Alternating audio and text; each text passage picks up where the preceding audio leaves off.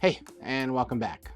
If you've watched this channel for some time, you've seen that I have quite the collection of spare drum parts, orphan shells, and all sorts of odds and ends in my storage room. It's gotten to be a lot lately, so I figured it's time to do a few projects that could be quicker than most of mine, but help thin out that herd a little bit.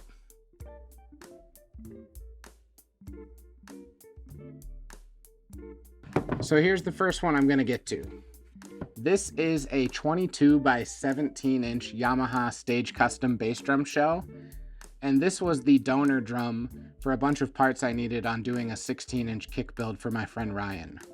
I've been trying to figure out what to do with this drum because I don't have any of the lugs, the spurs, the tom mount, or really any of the hardware aside from the hoops that came with this. And one that's been on my mind for quite some time is trying to build the skinniest kick drum possible. Now, when you account for the depth of a bass drum, some of it is actually covered up by the head collars seating onto the drum, and that accounts for roughly 3/4 of an inch on each side, so 1.5 inches in total.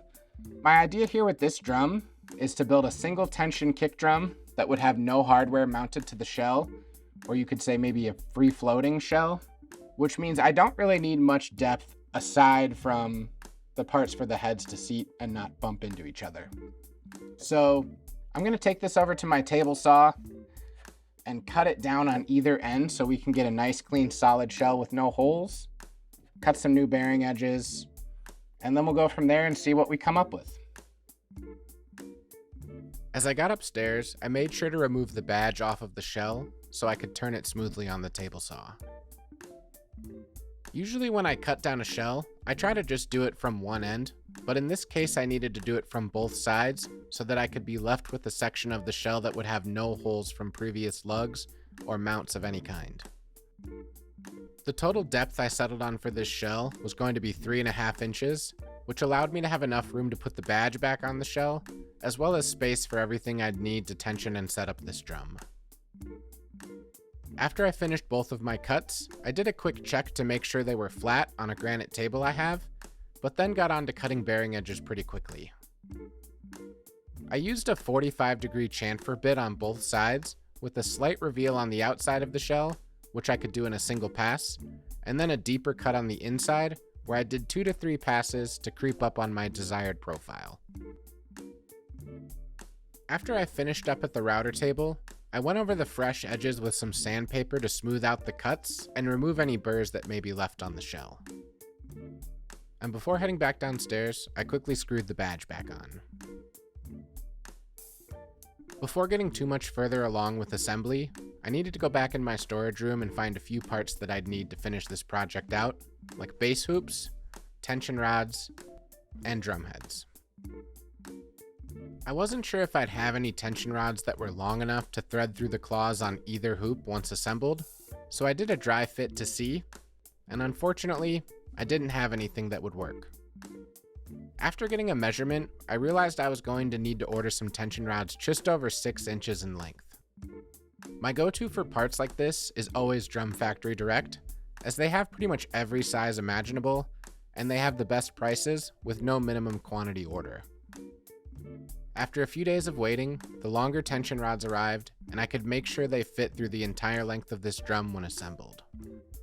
Originally, I thought I could keep this a free-floating shell, meaning no need to drill any holes for lugs or hardware, but the more I thought about it, the more I realized I'd need to have some sort of system to keep all of the tension rods placed evenly across the shell, so that I could have a better chance at tuning it. If your drum had hoops like a snare or tom might have, with evenly spaced holes for tension rods to pass through, this problem would already be solved, but since bass claws can mount anywhere along the hoop, I needed to have something on the shell to keep all of the tension rods in their appropriate place.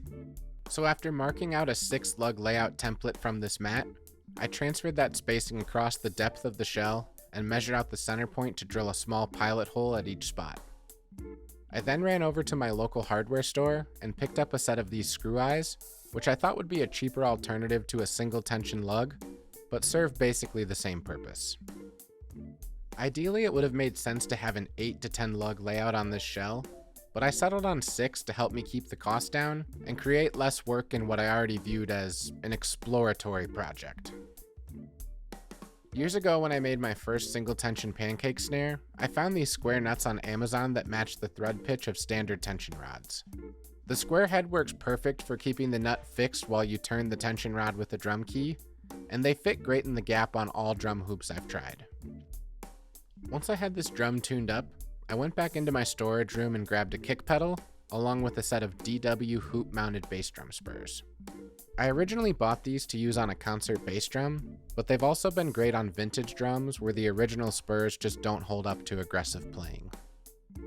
Aside from being plenty stable while playing, they require no drilling as they secure right to the hoop, and in this case specifically, they were especially useful as this shell just doesn't have enough real estate to mount any sort of traditional spur. After testing everything out at my workbench, I brought it into the studio to record a quick demo.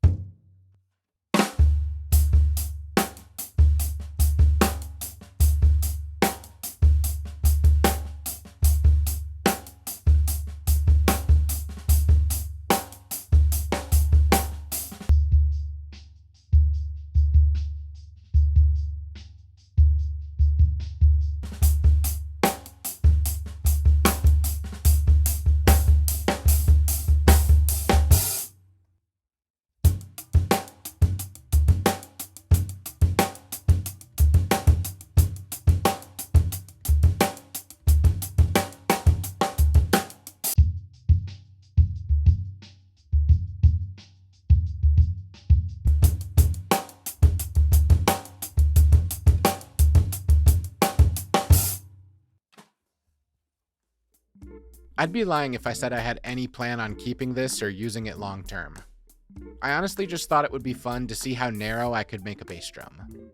I'm not saying it doesn't sound good, but it really doesn't do anything special for me where I could see myself using it on a gig.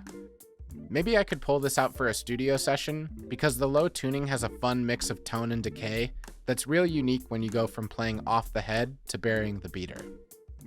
I do all sorts of projects like this, and sometimes these become mainstays in my arsenal of gear, but plenty of times I get the most joy from the actual project and then moving on to the next idea. If I could go back and change anything about the build process, I'd probably opt for using at least 8 tension rods because I had to crank down harder than I usually would just to get the wrinkles out of the head for the low tuning. The super kick head on the batter side and marching bass head on the reso side certainly were a factor in the tuning and tone of this drum, but if I was willing to experiment with some other head combinations and maybe muffling inside, I'm sure I'd see different results. One other challenge with this project was the screw eyes that I used to keep the tension rods in the appropriate place. I had to go back before I recorded the demo to screw them in more to bring the eyelets closer to the shell. Ideally, you want no part of the tension rod resting against the eyelet to avoid metal-on-metal contact that can rattle when you're playing, and I definitely had to spend a bit of time getting rid of some of that throughout the setup. Single tension drums can be a real pain to set up because most of the components are free-floating, making it awkward to get in position and tighten. It's nothing you can't do with some patience, but just a warning to all of you out there thinking about getting into single tension drums. Even though I don't see myself using this drum long term, I do see a few fun ideas for how this could be used. The first would be to use it as a dummy kick on stage for bands that want to have a logo head displayed on the drums, but play shows where there may be a house kit or multiple bands sharing the same drum set. This could easily be a drum that holds your logo head, and then you bring on stage and drop right in front of the house kit to have the appearance of a logo head on the drum set. My second idea would be having this drum as some sort of display piece. I could very easily see something like this on a merch table for a band, or maybe set up in a music store or some other business to display signage. I still think this drum has a place as a musical instrument, but for me, this was really just about experimenting with the concept of making a bass drum as skinny as possible. I think if I did it again, I could probably go all the way down to near 2 inches of shell depth, but I wanted to have some wiggle room for the screw eyes, hoop mounts for the spurs, and the badge. I'd love to hear what you all think about this project, so let me know down in the comments. If you enjoyed this video, make sure to give it a thumbs up, and consider subscribing to my channel to stay up to date on all of my future video releases. And until next time, thanks.